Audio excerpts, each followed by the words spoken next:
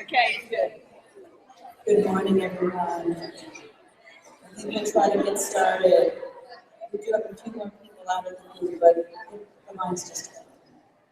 So welcome to our fabulous Librarians Network annual breakfast and our meeting. So I'll be very short because I know you really wanted to hear from Shannon, not from me, but I'd like to tell you a little bit about highlights of the year. So I'm Donna Sullivan McDonald. There I am. And I'm the president this year. I'm very honored. Welcome to my library. I don't leave my library, as the leadership team knows. Here are a few of the highlights. Oh, first I have to announce our award winners. So we do have our two award winners. We have Kathy Wilson here, who is our primary award winner. So wave, Kathy. Congratulations. And Dina is not too far away. There she is. Congratulations.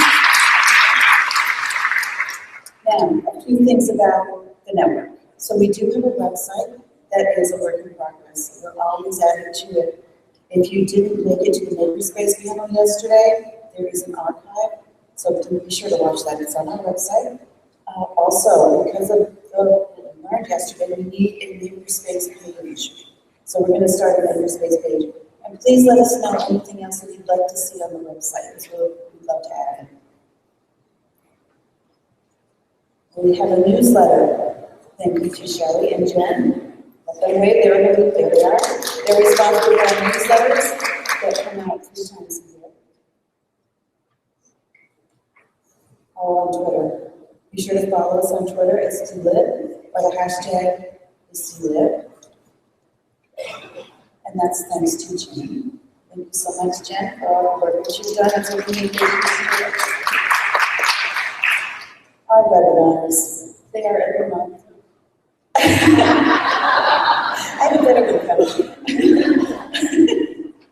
So we had augmented reality, March Madness, Battle of the Books, Libraries Around the World. We talked to the SLJ Librarians of the Year, we did Makerspaces, making your library relevant in a digital world, all sorts of great ideas in our monthly webinars. And that's thanks to Alyssa. This is a bigger picture. We have new team leaders coming on board, and they are at our table here. We have Kathy Schmidt, who's incoming as Communications Chair, Olga Miller, and Jackie Leach. I'm going to say your name, Jackie. Awesome. So wait, ladies, they're right here. There are new leadership team members. No, I didn't forget you. It's Jonathan. He's our incoming president-elect. Welcome to the team. And now I'd like to introduce Sherry, our incoming president, Librarians Network president. So come on up, Sherry.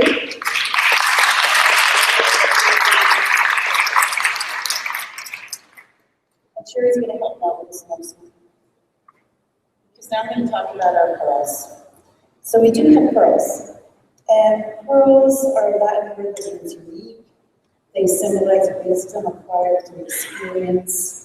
They are known for common effect, and they signify sincerity, faith, and loyalty to their cause.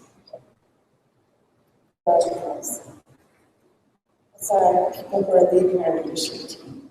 I'm sorry, I'm getting emotional. So leaving our leadership team, Tiffany Whitehead, who has served as our president. She was past president this year. She served 4 years. 4 years with our team, so thank you.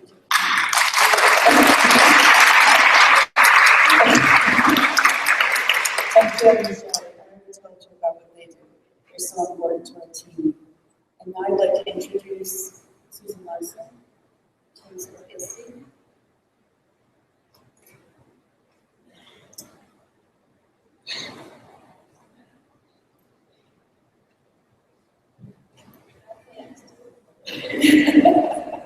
Well, good morning, everybody.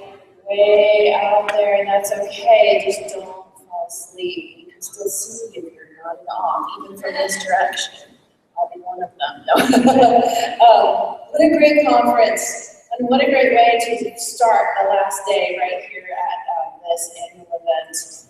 I just am here, I'm the Director of Volunteer Leadership for ISTE, and I just want to echo and reinforce everything Donna's already been saying. I was just sitting here watching the amount of work and the quality of work and the effort and the passion and the time is evident, even just in those couple of highlights of what we do as volunteer leaders. And this group would not exist without these leaders. ISTE would not exist without leaders like you and people who contribute your passion. And here's the coolest thing, the people that serve in these kinds of roles can't not do that. You know what I mean? It just comes out. You just want to share. You love what you do. You know the impact that it makes with your students, with other people, with your peers. And it just naturally happens. And we're so glad to provide a venue, really, a place for you to do that. So we love that, and we appreciate that. And the best part is all of you get served, and all of you have more to learn and more to share and more to grow because of the kind of leadership and the kind of effort and the kind of passion and the kind of generosity that these leaders give. So I really just wanted to come here today just for a minute and say thank you to these leaders. And I know there's some of you still, the new leadership teams are just going to be starting right about now. If that's you, congratulations. I know you'll do a great job as well. If that's not you and you're thinking, I don't know, maybe next year, just watch. I mean, there's lots and lots of ways to get involved in little ways and big ways and share what you love and know that it impacts so many others. So thank you again for all of your hard work, and we appreciate it so much.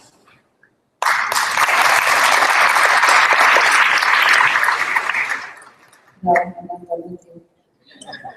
So I would love to have the three ladies who are leading our team please come on up and accept a little something from the leadership team.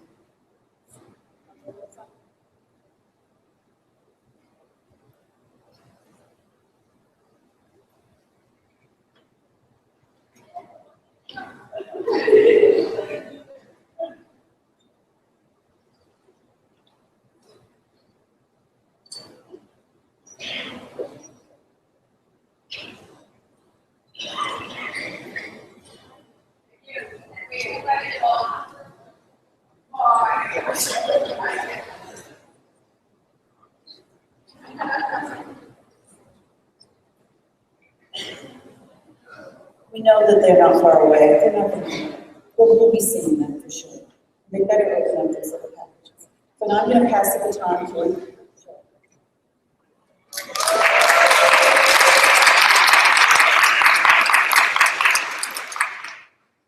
Good morning.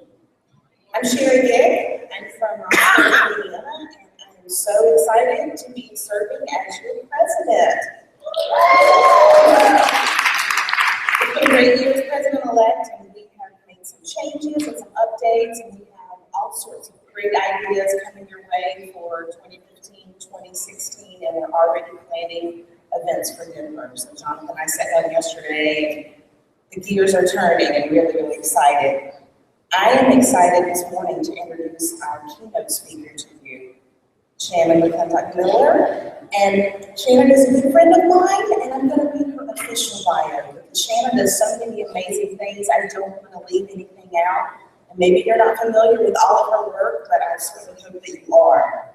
So Shannon is not just an amazing teacher librarian, she's a mom of 3 wonderful children, and she's also a technology integration specialist. She speaks and consults on education, librarianship, technology, social media, and making a difference in education and the lives of others.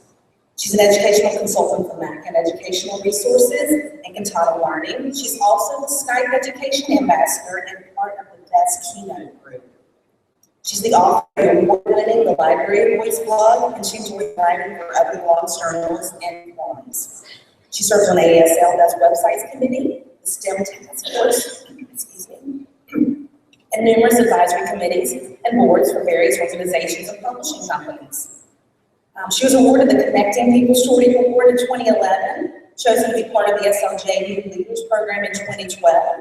In 2013, named one of the Faces of Innovation for Broadband for America, one of 50 featured in the 2013 Center for Digital Education Yearbook, and one of the featured Connected Educators with the Connected Educators Project with the U.S. Department of Ed.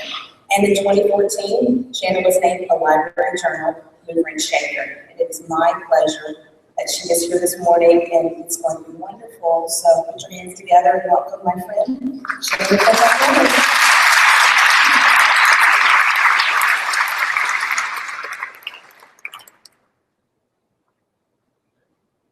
Hey everybody. I have to say I'm a little nervous because talking in front of my friends and peers is a little different. But a good thing, a good thing.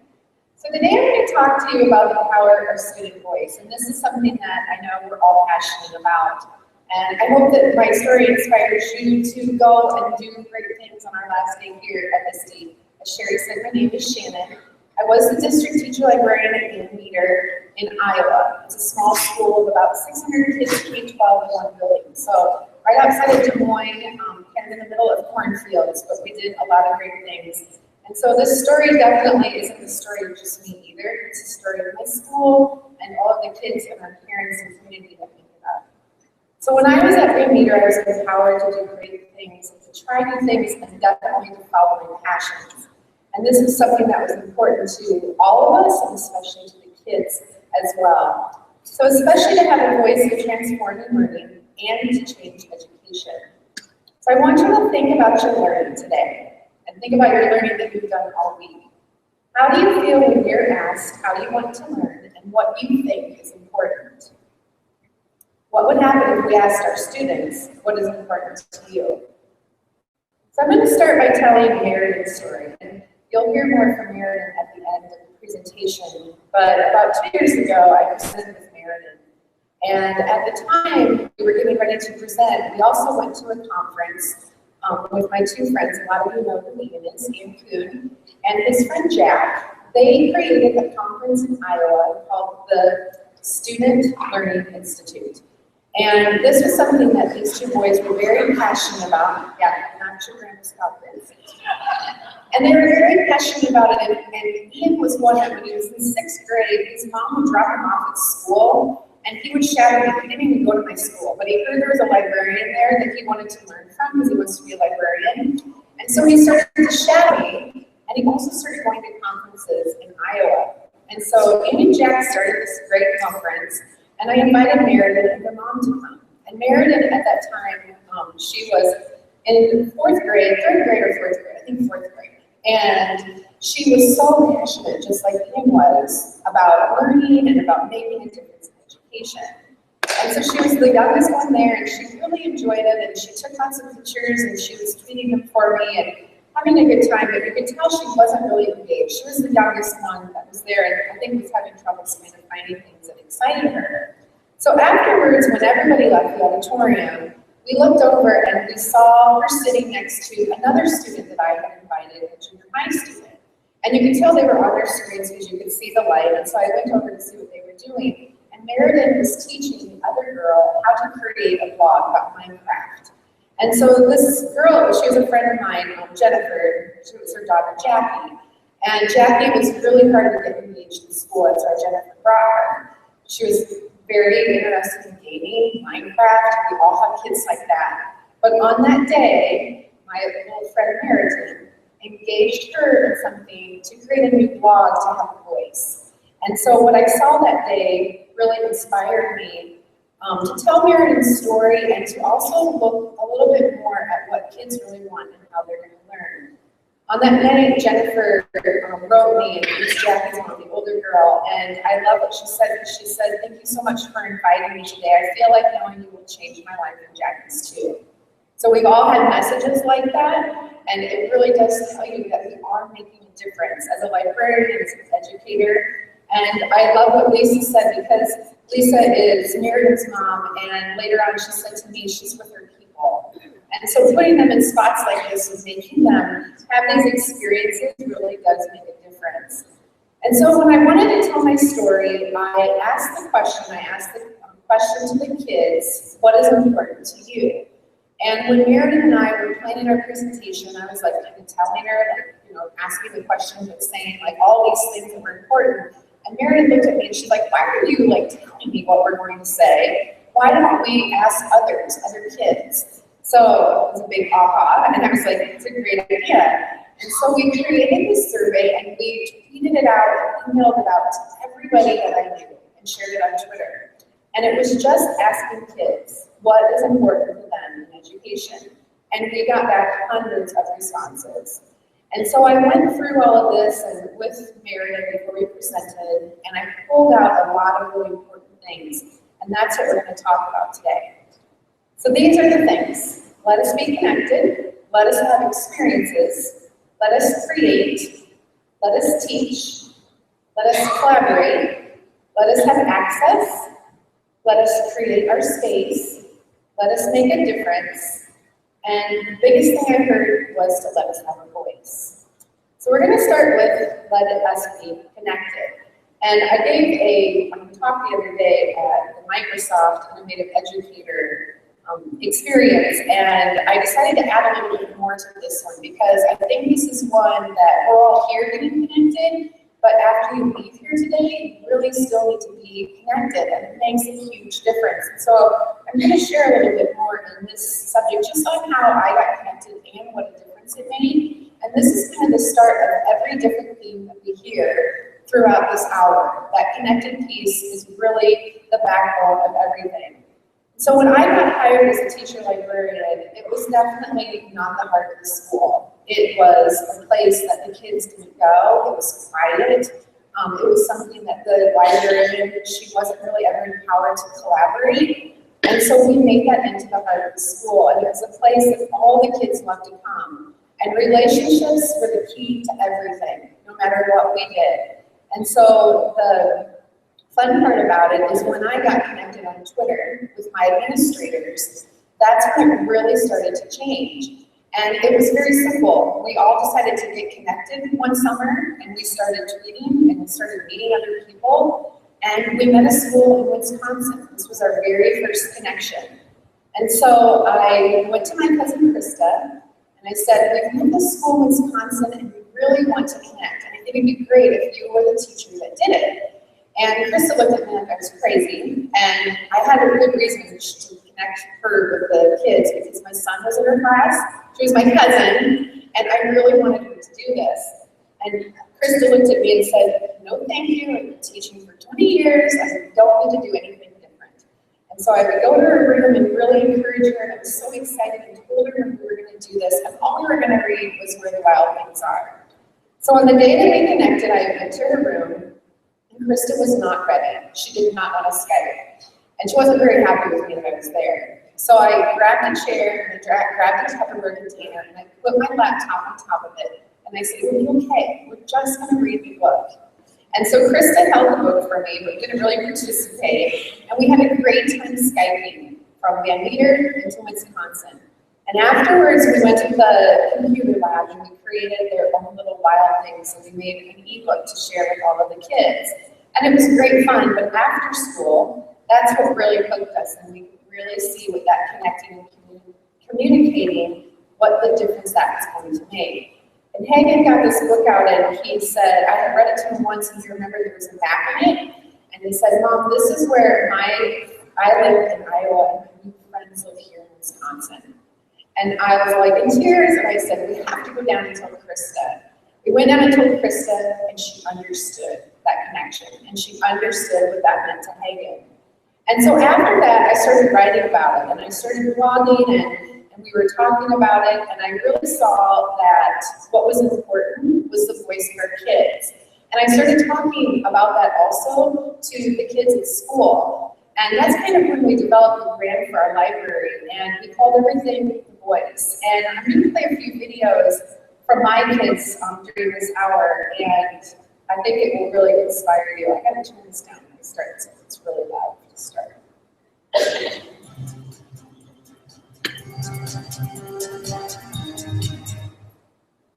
what? The coolest thing happened to me. One day while I was talking to Mrs. Miller, she came up with a new name for our library. It's called Voice. It's so that everyone can be heard inside school, outside the school, and at home in the library. So she showed me this website. It's called voice.com, and there's a blog, and then there's Facebook page about it, and there's a girl. She showed me all these really cool things about it. Then I was on the page, scrolling around, looking around, something it, and there was a link called Author Link, and so I was really curious to see what that was about, and so I clicked on it, and I sent an email in, and she was writing a book called After, and Mrs. Miller was reading that, and that's what she told me she was reading. So then I was like, okay, I want to read this. So I read it, okay, and then I started talking to Amy, which is really cool, because I've never really got to talk to the author before, and so I felt very lucky that the author was talking to me. And one day I was homesick, I did a video conference with Amy, and we talked about her book, and she answered questions that I asked. It was so cool. It was probably the coolest thing that's ever happened to me. And now there's a website called booksandbeauty.com, and you can go on there and you can check to see when the next blog is going to be, when the next video conference is going to be. And I thought I was a really lucky person to be able to experience this. Thank you so much for listening. So I have to tell you what she did that day. And so Maddie was sick at home, and I didn't even know she was sick, but somebody called the office in the library, and so I answered, and she's like, Mrs. Miller, this is Maddie, and I just Skyped with Amy before home. And I was like, where are you? And she was like, I'm sick today. And so I'm like, I looked her up and Skyped with Amy before, and first I was like a little shocked. I'm like, oh my gosh, that's so cool. So this child started like connecting with all kinds of people. And so a few months later, I got an email from, and I love this story because it just really shows the power of us as teacher librarians. And I got an email from this company called Shorty Awards. And they were like, you've been nominated for a Shorty Award for connecting people. And I was like, I don't even know who this organization is. I've never heard of it. And this was before I did any like traveling to conferences or presenting or anything. And so they were like, we want you to come to New York. And so I was like, you know, for one thing, my family would have been mortified if I would have went to this because I didn't even know what it was. And they said somebody nominated you because of the voice that you've given your kids.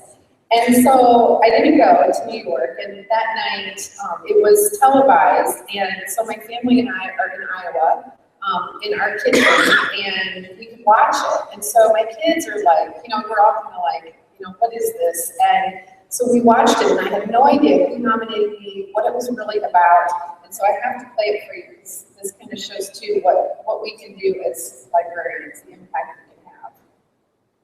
All right, social media gives individuals the power to make a meaningful impact in their communities, and for the first time, we're presenting a Connecting People Shorty Award. It's created in partnership with Nokia, and it's given to a person who is genuinely bringing people together through the use of Twitter and social media, with help from, by the way, Nokia Connects hashtag. The tweeting people told us, using that hashtag, who they think is making a big difference. And those are your nominees. The Connecting People Shorty Award goes to Shannon Miller. And as you see, the competition there was pretty good, so congratulations to Shannon. Shannon is a librarian, a teacher, and a technology specialist in Van Meter, Iowa. And one of the voters wrote this about Shannon. Quote, she connected me to my favorite author, Amy Efaw, who I now have on Facebook and talk to her often. I'm only 14. She's changed my life. Now, Shannon couldn't be here tonight because her home was recently damaged in a tornado. Now, not to worry, she says her family is fine, but in her words, things have been a little nutty while they clean up. So, she sends up. I'm not going to play the rest, but I forgot to tell you that I also used the excuse that, well, our house did kind of get hit by a tornado. It kind of went through our yard, but I forgot to tell you that part. And so I was like also mortified when I was like, oh my gosh, I can't believe you said that. It made it sound so horrible. But that was kind of my excuse for not going to the event. And so you can see what a difference just that one connection with an author made to Maddie. What a difference that made in her life. And it was so simple. It was just me showing her an author's website. An author was on Twitter, and she did the rest. And this is what kids were doing when they were connecting. And so after that, there was a lot of connections that were made with authors, with experts, with illustrators, with other schools. And one of my favorite was I then came to ISTE, and it was in Philly, and I connected with Bill Brannon, who was a principal here. And we decided to start a class all year long. And I told him the story about Maddie and told him about the other kids. And I said, why couldn't we teach together? So we taught a class all year long. It was half of the kids were in Philly, half of them were in Van Meter, Iowa. And it was about social media and technology. It was so simple. All we needed was Skype. We taught together every day using Google Docs and different digital tools. And it made a huge difference. And not just my kids, but the way that I was really looking at things. And so, I'm gonna go on here because the slides got kind of out of order. This is Bill, and we started a blog called The Student Feel and Connect. And the kids were also, had such a huge voice on this. They all had a page, they were all connecting, and I would watch my daughter, she was in the class, and we would go home at nighttime, and Brianna would sit on her bed, and she was using Skype to connect to her classmates in Philadelphia and in their projects. And so I knew that these connections was really going to make a difference for our kids. I even got to come to Philly twice during that year to connect with my kids, and I'm still in contact with them. And even when I walked into that school, it was just like being with my students I have known since they were in kindergarten, and it was amazing. And so I really inspire you to do other things like this as librarians and teachers. And afterwards, there was an article in the USA Today about this class, and they interviewed one of my students, Julia Allball. And I love it because it really encouraged her too, when she went off to college, that was one of the things that she interviewed the colleges were about. Like, are you connected on Twitter? Do you use Facebook? And all these things about social media that really inspired her to make a difference too in college. And so I'm still following her story, and it's great. The next story is about my friend, John Shu, and this is another one just connecting librarians and how easy it is. John and I were at a conference, and we were at the SLJ Summit, and we met, and within minutes, we're like, let's teach together. And so we taught together almost every single day between our libraries. And even though he was in Illinois, and I was in Van Meter, this was so fun for us to do. It was such an easy thing for us to connect every day and teach together with our kids. So this is just the start that would bring so much change to our school students and community by being connected. And I'm going to share this video and just the voice of a lot of different ages and grade levels of our kids, so you can hear what it means to them to be connected.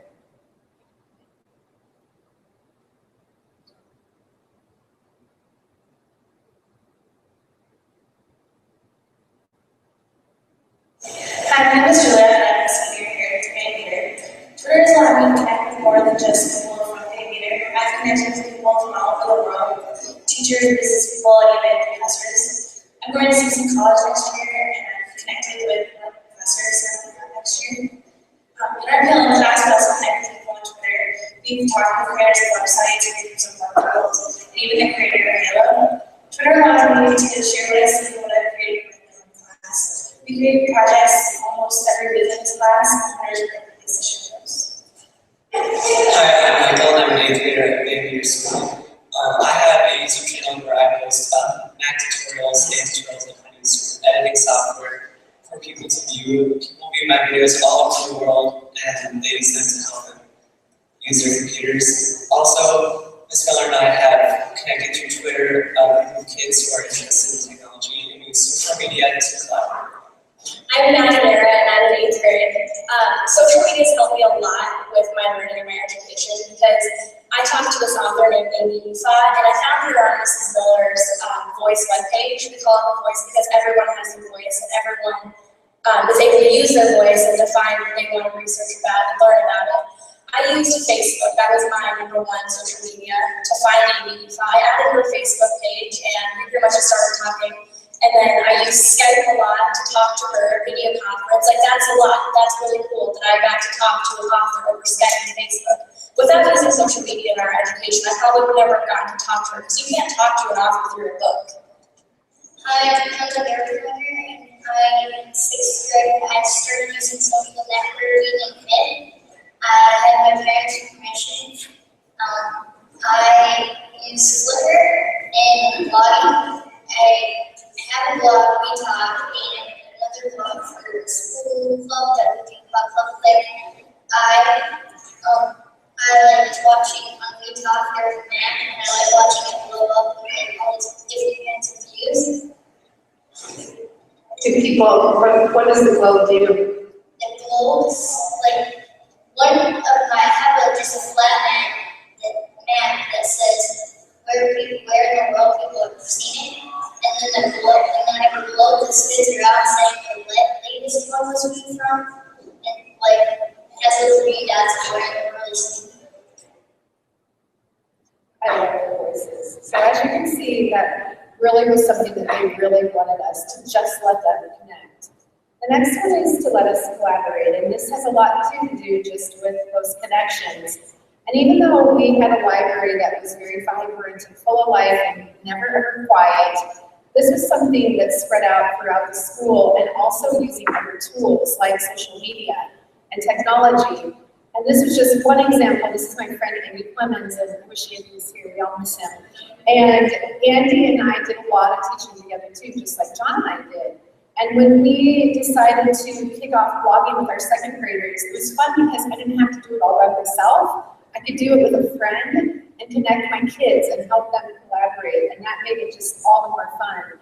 Also, my friend, another connection that I made, actually my first ISTE, was with my friend Nick Provenzano from Detroit. And I connected him with my English teacher because it wasn't just about me connecting.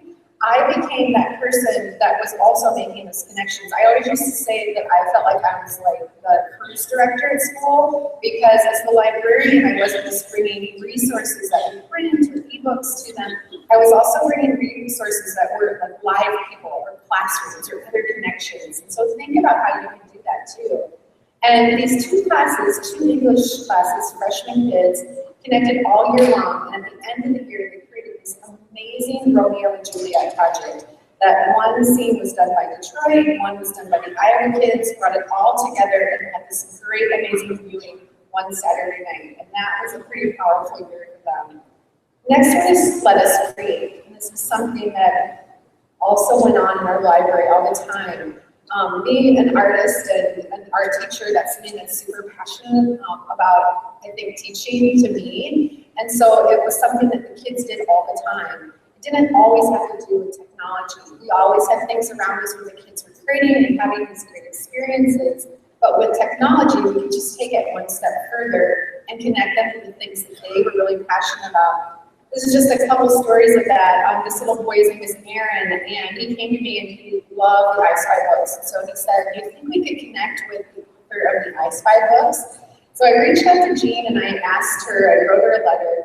She said, I would love to, but your kids have to create a book of their own first. And so we created this amazing book that the kids shared and they created, and then we cataloged it in our library. So now it's part of the main collection along with the ISTE books. My son Hagen and his friends after school, there was a little teacher group of all of our kids, and they would play Minecraft. And this was something that wasn't open up in our school at first. And Hagen had made a little Bighorn battlefield model in one of his classes.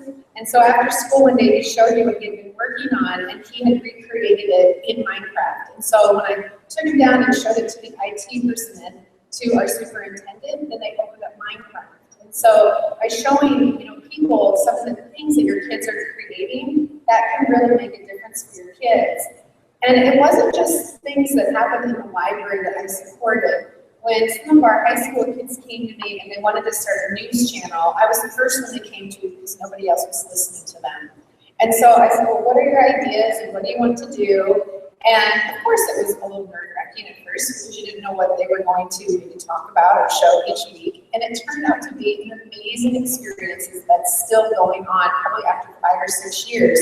They have a news channel every week. And so that's been a really fun thing to see that progress. And also bringing in other people who can help the kids create. These are our friends at Chromeville, and they're awesome, and they're from Spain. And so, it's a little hard to communicate with them, but my kids were so great, and they did such a good job of giving them advice that last year they even asked us to create our own Chromeville sheet for them. And so with some of these experiences that you have, reach out and make those connections, because that brings a lot of things to your kids where they can help create products too. And also just inviting people actually into your library, physical people. I would reach out to my community members all the time, and even though we have a lot of creative ideas, you have a whole community out there to also come to your library and encourage and create with your kids. And this is my friend Michelle Beshin, and she has a show on the DIY Network, and she happens to live in Van Meter, Iowa. So she would come and use those things like completed books and computers we got rid of, and the VHS tapes, everything that we got rid of from the library, and create these awesome things with my kids. Let us have experiences, and this was something that happened every day, but these are just a few stories of things that were really special to us. I was also the National Honor Society sponsor, and I loved these kids. It was just something that was really fun, but the kids, because I was a librarian, they really affected the whole entire school and also our community. We started working with a group of kids from the inner city in Des Moines in a group that really needed some help, and so my kids would see that when they would come to our school, that the kids would leave from Des Moines and they felt so sad because they didn't have any technology. And so my kids started this program called Dreams to Life. And they inspired not just their little group of National Honor Society kids, but the whole entire community to come together and raise money for these kids in Des Moines. And so we raised $7,000 and they bought all this technology to take it to Des Moines. They made a huge difference from this experience. But it was something that they used technology. They went out and asked companies to give money. They used social media. And so look for those experiences as well. One of the best experiences we had was a couple years ago was putting a 3D printer into our library. But I didn't really know a lot about it when we started. I actually didn't really know anything about it. And so I reached out to people to ask them to connect with my kids to teach my kids and also teach me. This is Carla Diana, and she's an author of Leo the Maker Prints, which is a great book about 3D printing. The only picture book actually that I ever have seen about 3D printing. And so we Skyped with her, but afterwards she took my kids by computer into the 3D printer, and they created all the characters from the book. And that was so engaging for the kids and so much fun. When we were learning about coding, that was another thing. I had no clue about coding. When my superintendent came to me and he said, next year your responsibility also is to teach coding K-12. And I'm like, really? Like, I don't even really know what that means. And so I pulled together a bunch of resources, but I also looked for other people. And so this is the creator of Blockify, and she's an amazing young person, but she taught me and the kids how to use her app and how to build within this wonderful app that she had, a website. Also, the experience that we gave our older kids, there were a lot of things that, because of the age they were using social media and using things outside of school too, was something that we did a lot of. This is the Somewhat Virtual Book Club, and my dear friend Joyce and I started it probably about 6 years ago, 7 years ago probably. And it was just a conversation we had, and I told her about my 3 boys that I would always meet for a book club, and that was about it. I had 3 boys that I would meet in the high school library once a month, and we would talk about books. And so Joyce and I said, you know, why don't we bring our kids together, and it expands our club and gives them a little bit more diversity as well. Well, it turned into several schools across the United States that would connect once a month, and would have this great conversation, a lot of times with authors too, about books. And so it was a neat experience for all of us. World Read Aloud Day is something I think a lot of us have participated in. If you haven't, check it out. It's an amazing event, usually in February or March. I think next year it's in late February. And we would bring kids together all over the world, just a simple book, you know, sharing a book or reading a story or doing an activity. And when I first started, it was me reading from my office to my kids in the classroom over Skype, because I was teaching everybody how to use it, myself how to use it, you know, to feel comfortable with it. And it turned into something that was amazing, connecting with authors and other librarians and other schools. So that experience was something that was really special to the kids each year.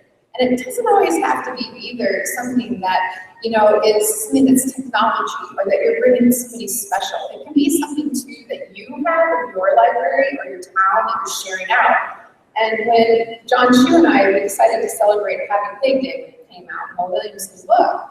And so John and I said, well, let's both make cookies, and we'll bring them and we'll share the book on Skype. And we were talking, I'm like, I live in Iowa, and I would probably invite a pig to the library. And so one of our families in town, they have a pot-bellied pig named Bacon. And so I called up Shannon, who is her name, and I said, could you bring Bacon, to celebrate Happy Pig Day? And so we got together, and here's John on the computer right here, and we're reading the book and having our little cookies. And afterwards, when they brought Bacon, my kids were excited, but you can see that they've seen Bacon before. And so they were like still happy he was there. But John's kids up on this computer were screaming their heads off because they couldn't believe that we had a pig in the library. And so remember, everything that you also can bring to other kids, everything that you have that's maybe different from other places. The next one is let us teach. And we had experiences like this every single day. One of my favorite teaching experiences is actually with my friend Steve Gagnon. And Steve's actually in the back with his kids today because he's from New Hampshire. So it's pretty fun to see him here. But Steve was another one that we taught together all of the time. And this was just one day that we used our kids as teachers. And so on this day, Steve's kids taught my kids about GeoGuessr. Well, we took it one step further and we taught Joyce's high school kids about GeoGuessr. And so they were so empowered to see those little people around the computer teaching Joyce's high school kids about it. And it was so simple, a 5-minute lesson, but really empowering to kids. I didn't really have time for flipped learning, to do a lot of videos, and I really didn't see how it was going to totally fit into the library. And I started thinking how I could use my kids to make the videos and use them to instruct others when I didn't have the time. And so when I saw that a kid was really good at something, like Shannon was really good at haiku deck, I would just set up the iPad and she would record it and would use that then to teach the other people in our school. And to use that too, just as a place for parents to go or kids to go at home when they needed help too. Instagram was a big thing, and I didn't used to see it as really a teaching tool or something that the kids were using, but they were in charge of this Instagram. And I set it up on an iPad, and it was one of the students, and she was a 4th grader, actually, and she said, why don't we have one for the library? You always take them, pictures on yours. So we took one, just an old iPad, and set it up on the Instagram on that iPad, and the kids were completely in charge. And so after the year to look back to see how they were in charge of that and how they really used that as a teaching tool, it was amazing, but so simple too to do. Also to use them with your kids, with your other teachers and your parents. I would always invite my kids to PD events after school and parent-teacher conferences, because that is so great for them to be able to talk to those adults, but also an empowering experience for them as well. And we need to remember too what our kids bring back to our parents at home. And this is Meriden, and Meriden actually was one of the ISTE students when she was 9 years old, featured in their journal one month. And they were interviewed, and her mom, Lisa, wrote about how it was so great because she was learning all these things from Meriden and her other kids when they came home. And so we need to remember that we need to empower our kids to take these skills home as well. Let us have access. And this is something that when I first started at Van Meter, we didn't have a lot of technology. We didn't have very good internet. So I've taught in all kinds of situations. When we did start using laptops and we went one-to-one, and then our kids, they went 4th and 5th graders, they were piloting iPads, and when our kids could bring their own devices, that is something that is a big job for all of us, and it's sometimes a little overwhelming, but our kids want that access and they need access to these devices, just like e-resources and the different ways that we're reading. Databases and ebooks and all the different websites that we have, but we need to give them access to these things. Our kids did start bringing their own devices, and it wasn't just our high school kids. All of our kids K-12 bring them, but it was a big part of my job to really help them use them for good. And so helping them get these things on their devices and get the different apps for the databases or the ebooks or the websites that they were going to use. And I did a lot of things with them to get those devices ready so they were going to use those for good, using something like Remind, for example. this was a great way to send text messages to my kids safe. And so sending things, you know, even just taking a picture of new books in the library and sending it to them, that made a big difference because they had access to the library to their device all the time. And giving our kids access to other people, you know, not just the technology and the tools, but how about connecting them to people that maybe you don't have in your community. This little girl, her name's Sophie, and she started writing a book in a Google Doc when she was in 6th grade. She's now a high schooler and she has 3 novels. They're over 500 pages each. Well, we kind of like ran out of ways to help her because these are really good books. And so I reached out to my friends in School Library Journal and to some publishers in New York, and they became her mentors. And so she would come in at lunchtime every day and she had access to these people that, you know, a lot of the kids, they didn't, if they needed something, we could give them access to anybody in the world just by simply Skyping or even just a phone call. Let us create our space, and this is something that I really saw kids over the year being passionate about. Our space was really small. It was basically 2 classrooms put together. When I got hired, my family and I painted, my mom made curtains and quilts, and we made it, you know, the heart of the school with the tools that we had. But they loved me in this space, and it was always moving. Like I said, it was never quiet, but it was their space. And they did things, you know, that if they were passionate about something, I let them then change that space. When they wanted to make a green screen, we used just some green paper and put it up over all the books that we were about ready to read. And, you know, they made that space something of their own. When they wanted to make a book swap place, my National Honor Society kids, I let them take over a closet because it wasn't really being used and we were running out of space too. There wasn't really a lot of room for them to be.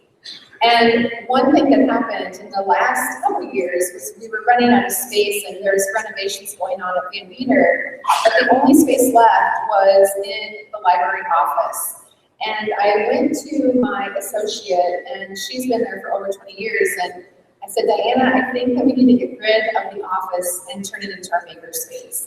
And so I thought she's either going to be really mad at me or cry or be excited, and she was very, very excited.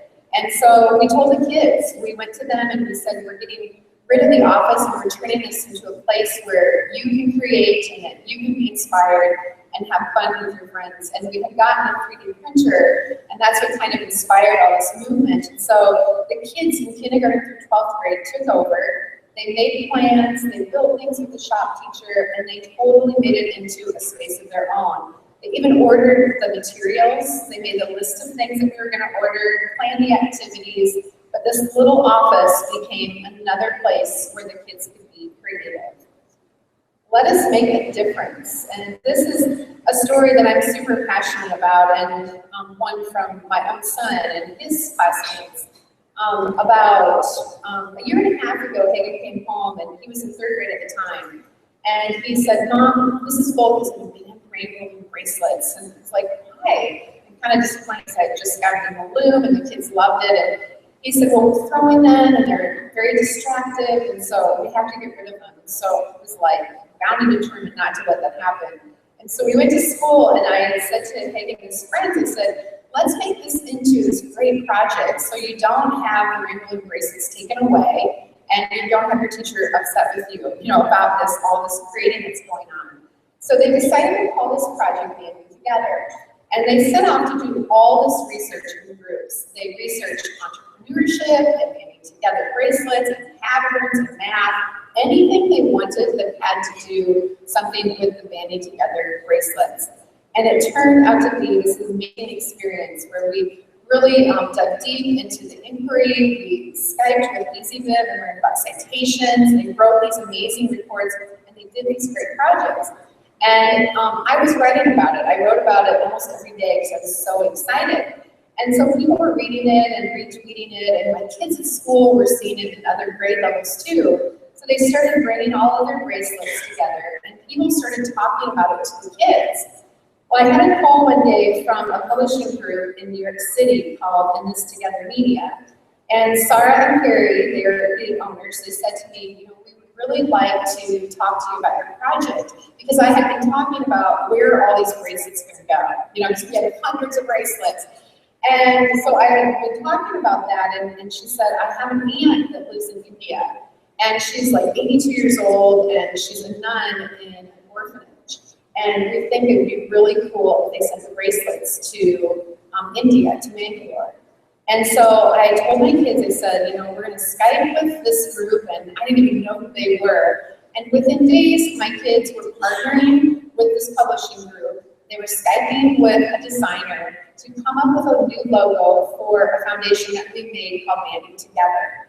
And so this has turned into something that the kids shared about on their Facebook page. They were tweeting about it, we were writing about it and sharing it in our community, and creating things that had to do around the bracelets because we were going to send them away. So they were creating charms with Andy Clemens and his kids, because Andy also took part in the project too. We Skyped with Joyce Sidman, who helped us with love poems to put onto the bracelets, and we were ready to send them out.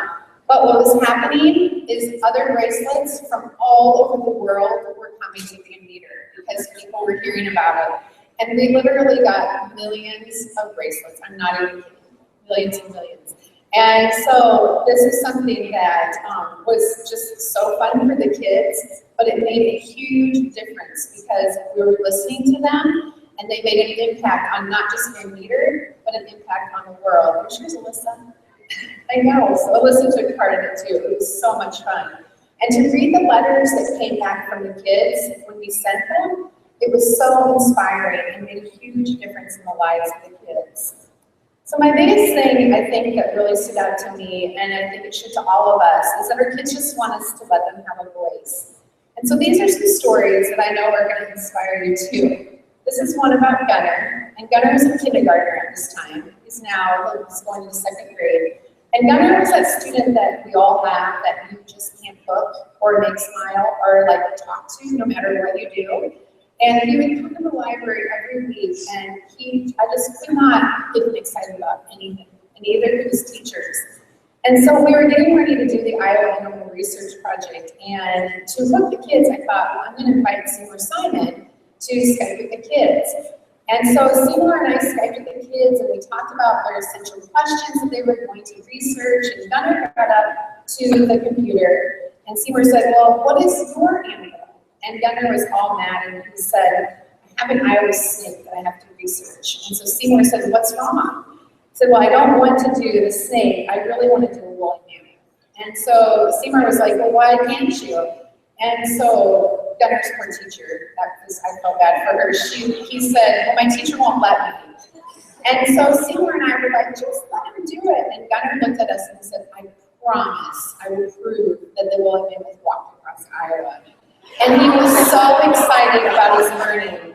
And so this research went on, and they researched, and they planned these great projects, and on the day that they showcased their projects to their parents and all the teachers in the library, Gunnar stood up and he proved that the woolly mammoth did not walk across Iowa, but he was engaged and excited about his learning. And after that, he was excited every single day about his learning because we listened to him. And it made his teachers see too that all we have to do is listen to our kids and let them have a voice. The next one is a little bit more about Hagen and their story about the rainbow bracelets. And you know, we got a lot of bracelets, and now that I'm not in the library anymore, I still work with the kids all the time, but we're getting so many bracelets and so many people writing about this that I had a group reach out to me called Be a Noble Kid, and they've taken up this project. And now you can go to their website and see it too, but they've taken over because there are so many people responding to this project. But what a great thing to go back and tell Hagen and his friends that they're making a huge, huge difference in the world. So just by letting them have a voice. This story is about my friend Luke, and Luke will be a senior next year. And Luke is very passionate about learning and very passionate about school. But when Luke was at school, when he first started, he's been there probably for about 3 years at Van Meter. Luke would just sing to all of us when he saw us. And he would see me in the hall, and I was the library girl, and our superintendent was the bald guy. And he would sing at the top of his lungs. And Luke is autistic. And that was his way of communicating. And when we got the 3D printer, I had no idea that Luke was passionate about the 3D printer. But when he heard that I had gotten this MakerBot that was coming to our school, he found me in the hallway, and he was like talking to me. He called me Shannon, and he said, Shannon, here we're getting a maker bot, and rambled all this stuff off, and he was an expert, and he was no longer singing. And so when the printer came, I said to the school, I said, you know, let Luke bring the printer down to the library and let him get it out of the box and be in charge of everything. And so on the day when it came, I was a little bit nervous because I didn't want it to break, but I just let him take it and let him get it out. And within minutes, Luke was inviting people into the office, and he was printing. He printed a comb like every single day. And it was so amazing what I saw with this boy Luke. And I'm going to play this video for you. I'm going to try not to cry because Alyssa, you're crying. I know. Hi, my name is Luke Nestor, and I am a 10th grader here at Van Meter High School. We just got this new 3D printer here in the library, and so I'm kind of thinking of creating a YouTube channel that sort of deals with this, that shows the different builds that we have done on it and that we will do on it. So to show you a few. Pretty amazing, huh? And Alyssa and so my other friends, you've met Luke before, and you know, just so powerful. And his mom came to, and his mom and dad, he didn't drive. And so, like, you know, I would stay after like 4:35 every day. It turned into be like 6:30 every day after we got the printer with Luke because he had this YouTube channel and he wanted me to help him and stuff. And his parents came one day and they looked at me and they said, "You are an angel because you're standing in here and taking care of something that he loves." And so think about, you know, everything that we can do and just listening to kids have a voice. The last story I'm going to tell you about is about Meriden, a little bit more about Meriden. And Meriden is amazing, and she's always been one that is just really involved in her own learning. And she started blogging a few years ago, and ISTE saw her story. And you know, she's not just a 9-year-old blogging. You have to check out her blog because she has quite a voice.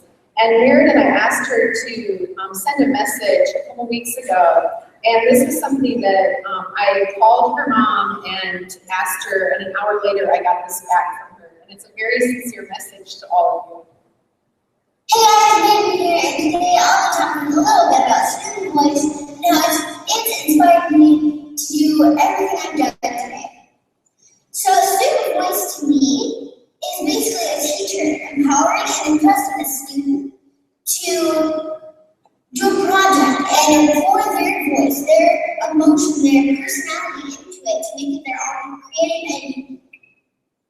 An example of when I got to be a student voice was actually very recently when my teacher asked me and one of my peers to do a self-assessment project. She gave us a rubric and that was it. We got to make it with our own software. We got to add our own tags, bubbles, basically everything we wanted to be our own. So basically, I'm encouraging all teachers to be more inspiring, more empowering to kids and students and everybody around them because being more inspiring is just the goal to success.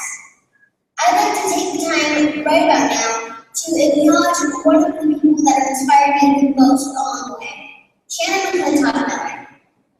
If it wasn't for her, I wouldn't be blogging, I wouldn't be writing, or being in contests. She just inspired me the whole way, and I encourage everyone else here to do it too. So that's all I have for today, guys. Thank you. See you next time.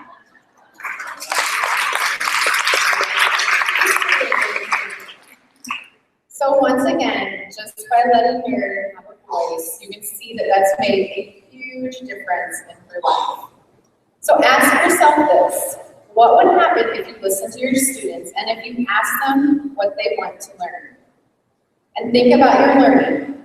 How do you feel when you're asked how you want to learn and what you think is important? Our children's voices have the power to make a difference. They have a power to change education, and they have the power to change the world.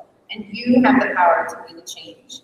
So I hope that you go today, and I know you've learned a lot this week, but even if you take back one idea or one little tidbit of information to all your teachers in your community, just remember that our kids just want to be heard. So thank you for having me today.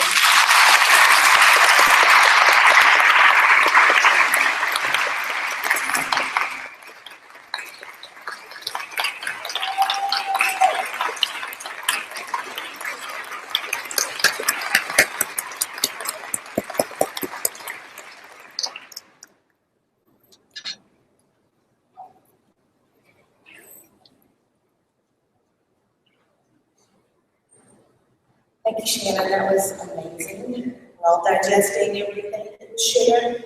And I want to say a thank you to all of you guys because, wow, the Twitter stream was amazing. I mean, this is how we're connecting. And if you were following the hashtag, and I know that's a little controversial, but most of us, this is how we're communicating with others and sharing ideas. As Shannon was speaking, the ISTE hashtag was lit up. I mean, there were all kinds of tweets and memes and connections. We had people sharing and looking for the live stream. And so if you are not on Twitter, make that one thing that happens before you leave the room this morning.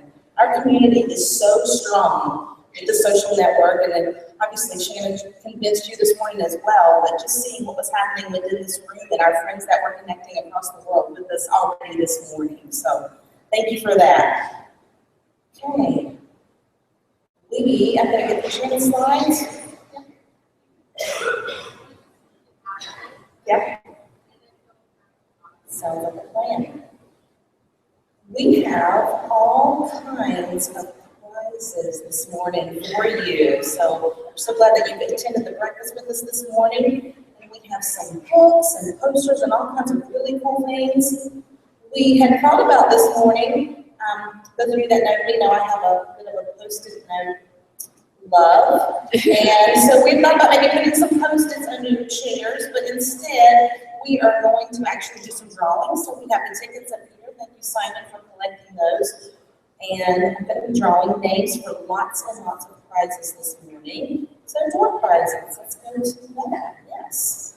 Okay, so we're going to start with a really special prize this morning. The book is a signed copy from Angela Miners, and the name of the book is The Passion-Driven Classroom, a framework for teaching and learning. And it is autographed especially to library heroes. So that's going to be an amazing one for you to read and share it. Shake them up really, really good. I love the assistant. Would you like to draw?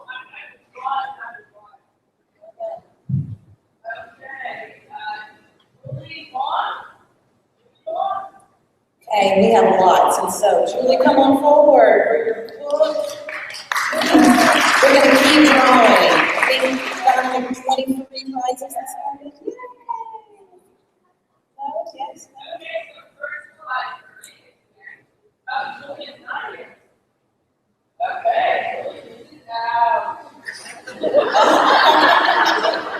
Snooze blues.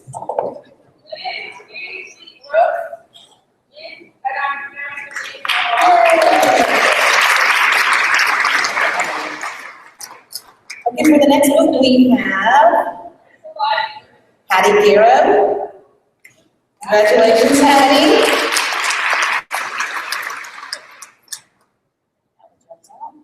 And for our next book, Let's Get Social using Edmodo, Colleen Herman.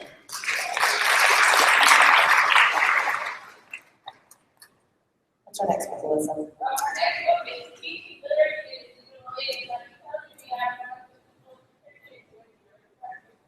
Very good book. And Karen Puckett, you're the winner of that book as well. Karen Puckett. The next book is Integrating Technology in the Classroom. The winner of that is Kathleen Linke. Sorry if I mispronounced, sorry. Moving on, we have poster winners, and thank you, yes. These are great. Laminate them, put them in your library, your computer lab. Engineering good?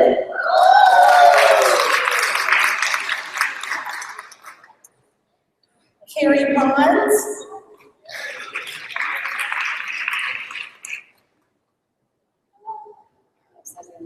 Carrie Townsend. Mary Jo Richmond. Rachel Small. When you run out of posters, I'll run out of names. Just let me know. Karen Miliano, sorry. Karen Miliano, come forward. Oh, she's right there. We'd like to deliver prizes to you. Jennifer Casa Todd.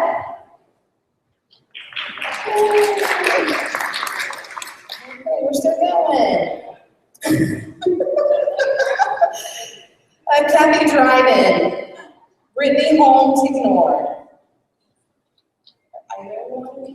Yes, yay. Brittany?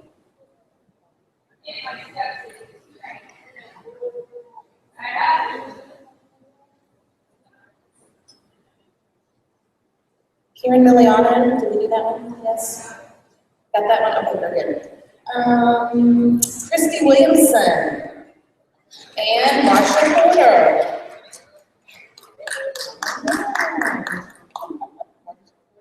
We're still going, goodness. Patricia Lewis, sorry. Patricia Lewis. Wave your hands, awesome. Ron Wagner.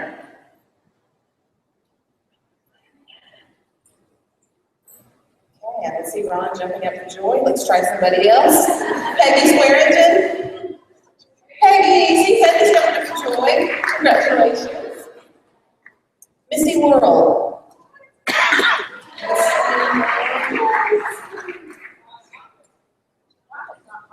Lynette Villa-Gomez.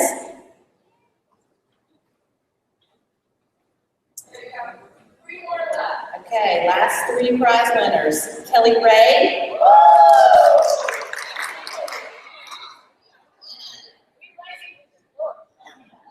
Jackie Leash. And Jeff Flynn. All right, congratulations to all our prize winners. One more, Jonathan says. This could be you. One last poster goes to Diane Harding.